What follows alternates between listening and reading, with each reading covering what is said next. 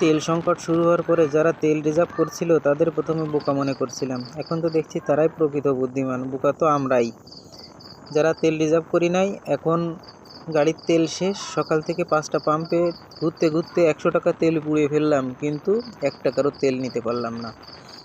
তেল নিয়ে এই সংকট যদি চলতে থাকে তাহলে কাল থেকে গাড়ি শোপিস হিসেবে ঘরে সাজিয়ে রাখতে হবে, তাই ছাড়া কিছু করার নাই।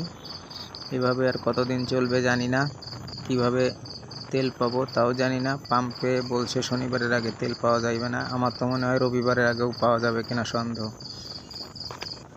যারা যারা আমার মতো এরকম বিপদে পড়েছেন তারা কমেন্টে লিখে যাবেন প্লিজ, কারা কারা বিপদে পড়েছেন আমার মতো, কাদের গাড়ি সাজিয়ে রাখা লাগতেছে আমার মতন।